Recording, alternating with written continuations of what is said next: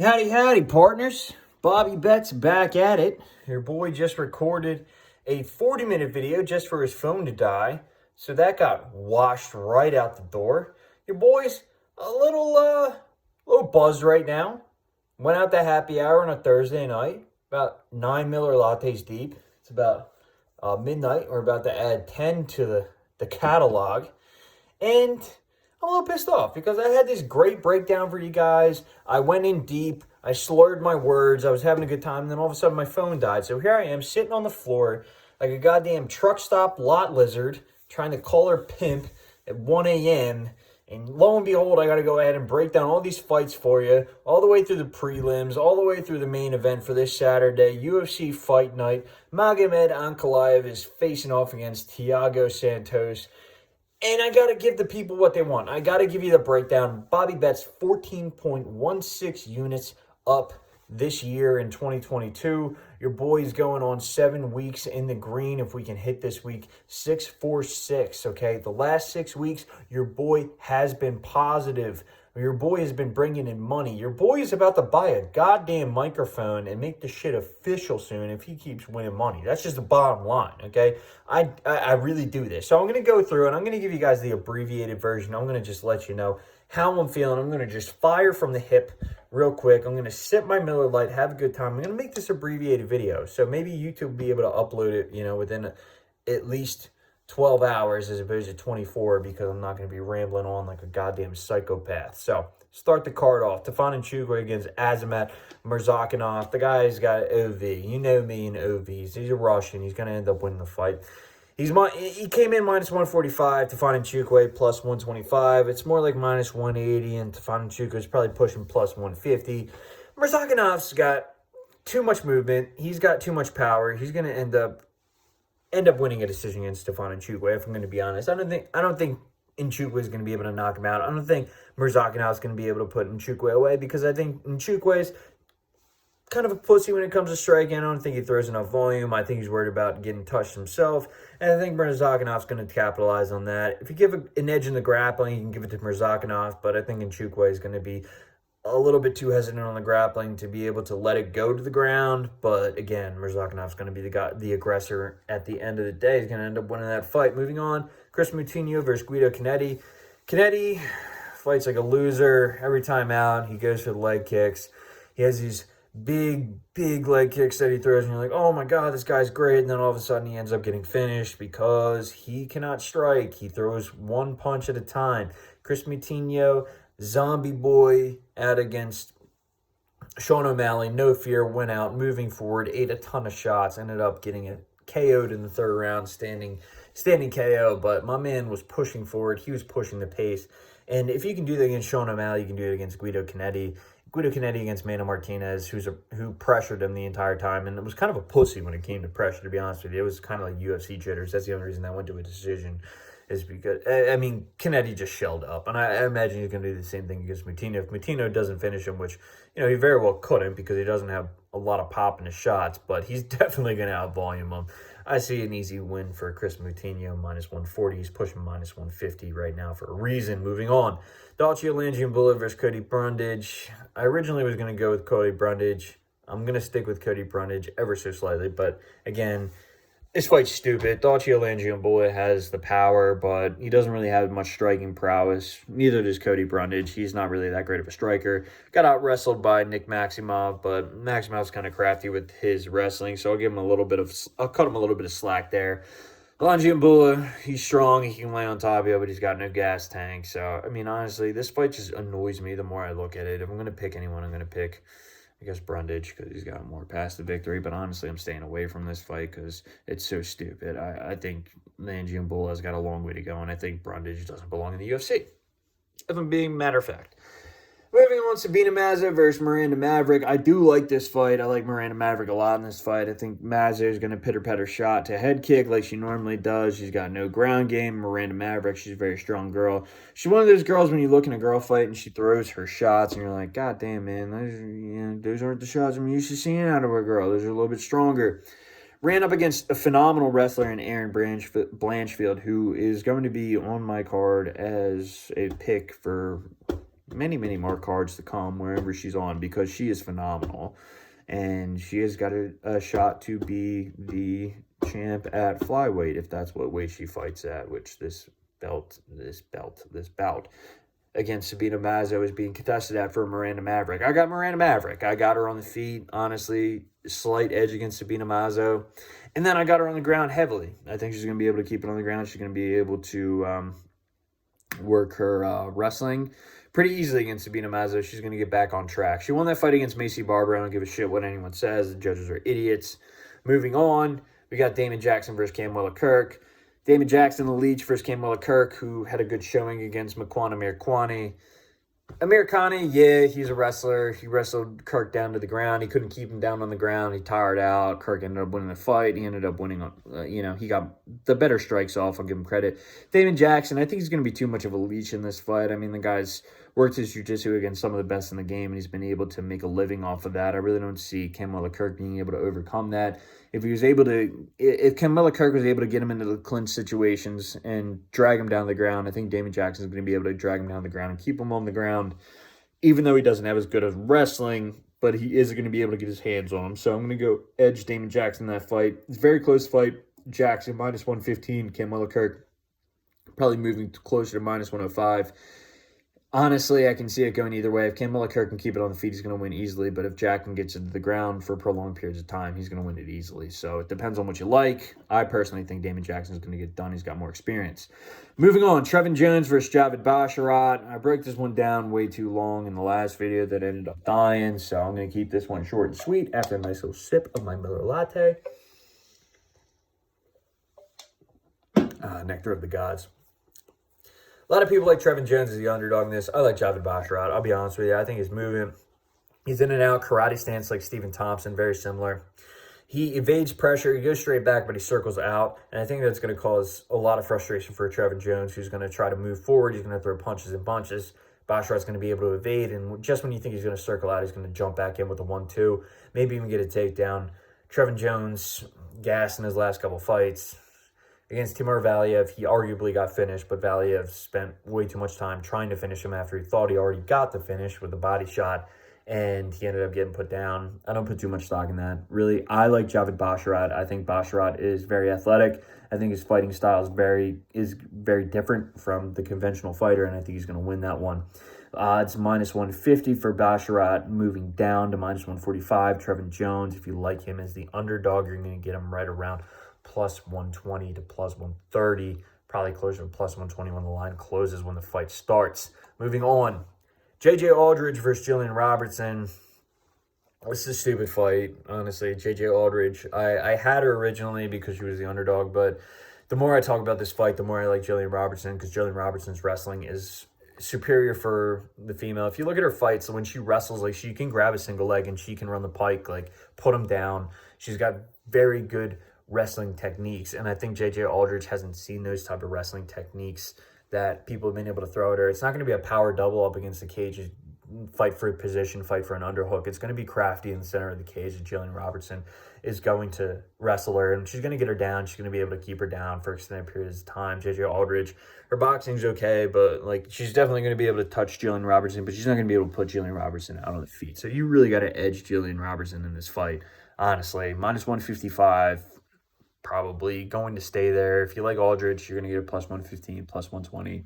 I like Jillian Robertson a lot in that fight, and it's sad because J.J. Aldrich is, I really want to go with her, but looking at the tape, I can't. I really can't, especially against a girl who's got good wrestling prowess like that. Like I said, that single leg to high crotch to, if she wants to run the pike, I just don't see her being able to get out to evade the wrestling of Jillian Roberts.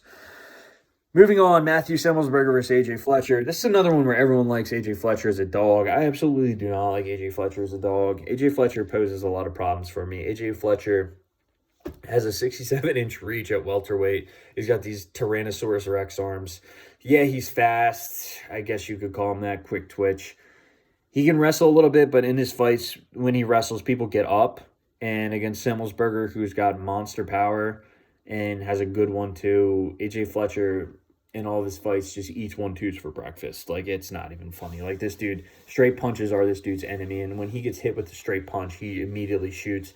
I think what's going to happen against Semelsburger, he's going to get hit with a 1-2 and shoot, and he's going to realize that he can't actually get the takedown. He's not going to be able to grab that double leg. Semelsburger's going to sprawl, and if you see Semelsburger sprawl out of the first takedown against AJ Fletcher, you can pretty much book it as a KO win for Semelsburger, because AJ Fletcher's going to be lost, especially against the canned competition that he's been fighting. I really like Semelsburger in that fight.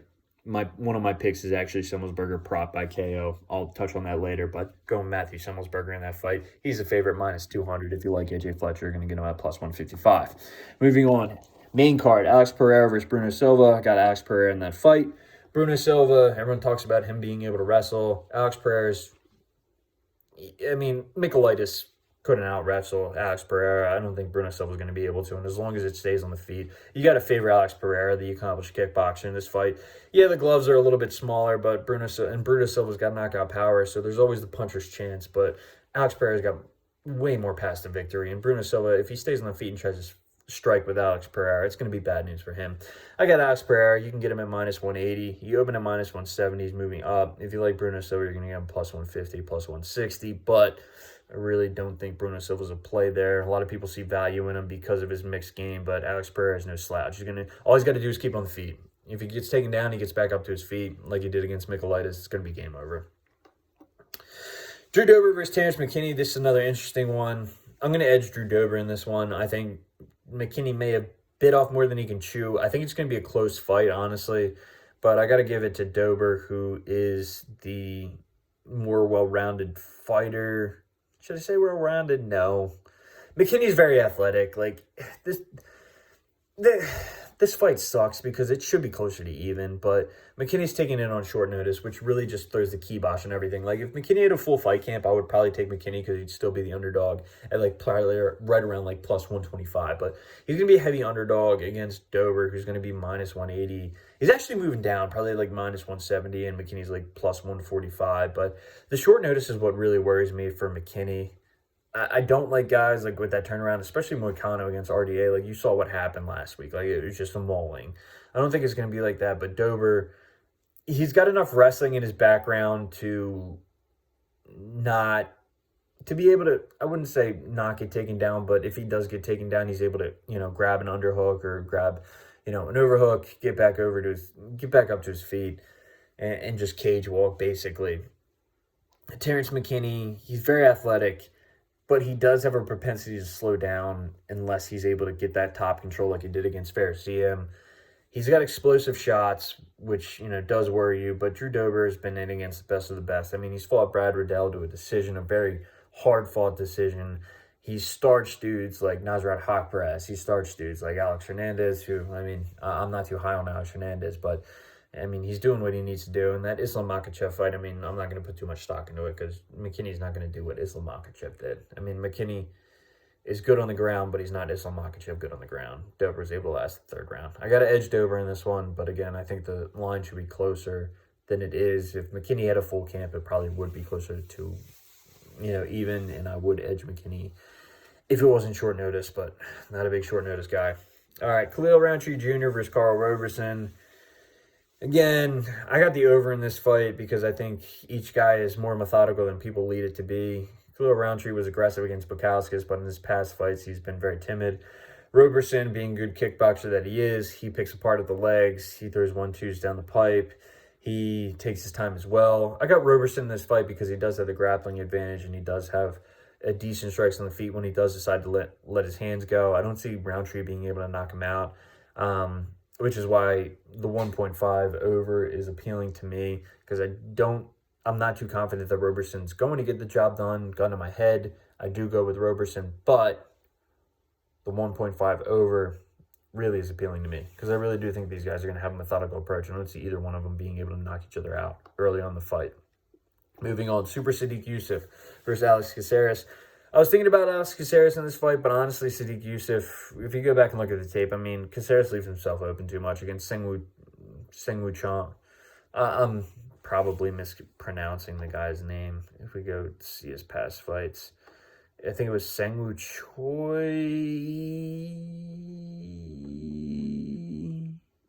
maybe. All right, we're going to have to get a Tapology because I do want to reference this fight because I watched the entire fight on MMA Core. Shout out MMA Core for giving the people what they want, which is full fight events. So we can actually do some analyzation. Yeah, it was Seungwoo Choi. He came in as the underdog in that fight, and Seungwoo Choi dropped him multiple times in that fight.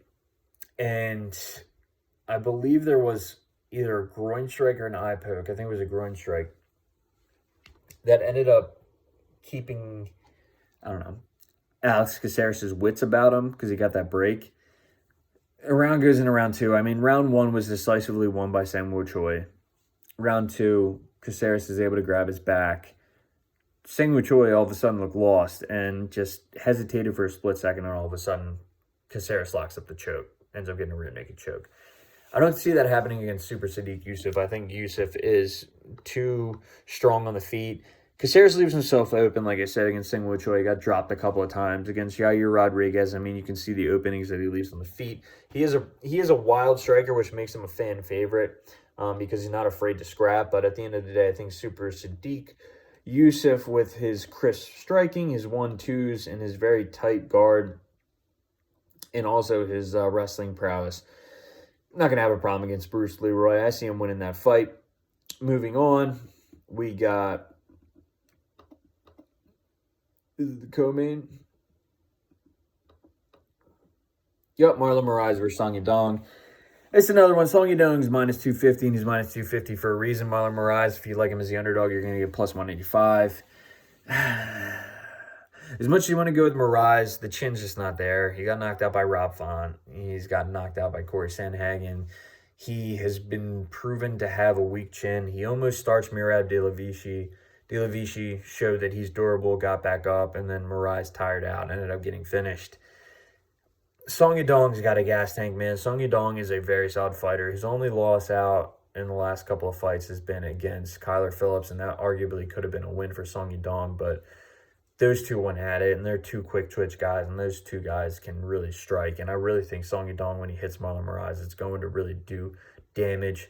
Moraes, if he's going to get the job done, he's going to do it early with either a switch kick or, some explosive action. But the more the fight goes on, the more you got to favor Song Yadong, and I really do like him a lot in that fight. So minus 250, I'm going with Song Yadong.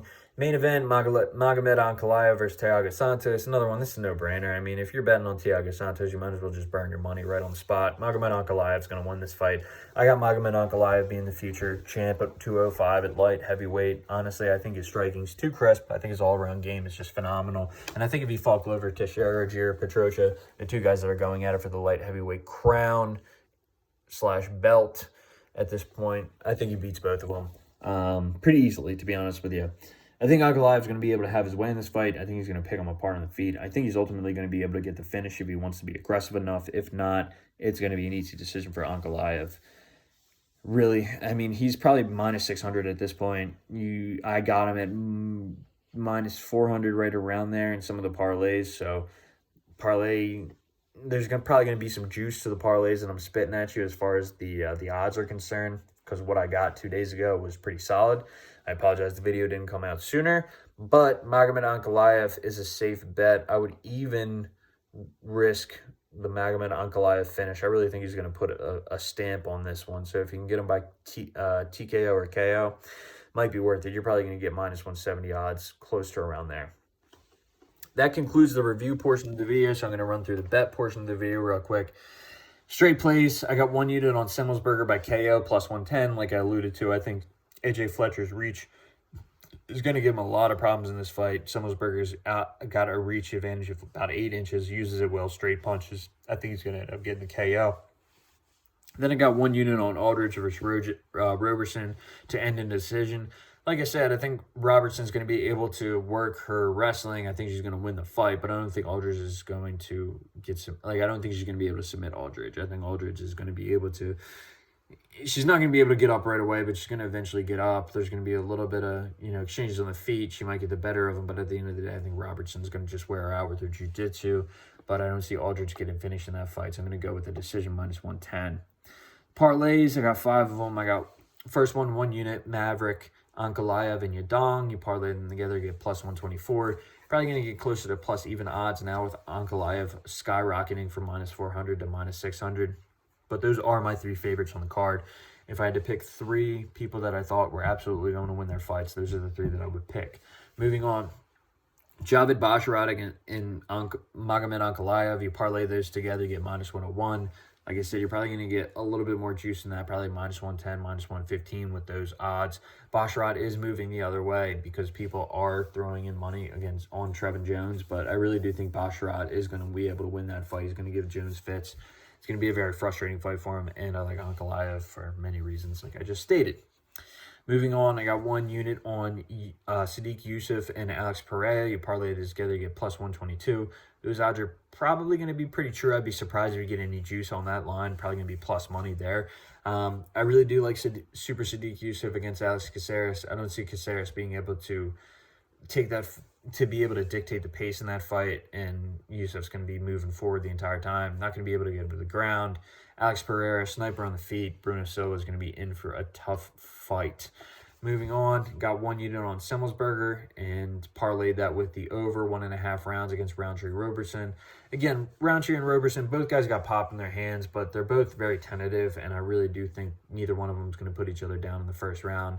Unless Roundtree comes out like a madman and ends up touching the off button on Robertson, I really don't see it happening. I see that one going over 1.5 rounds pretty easily.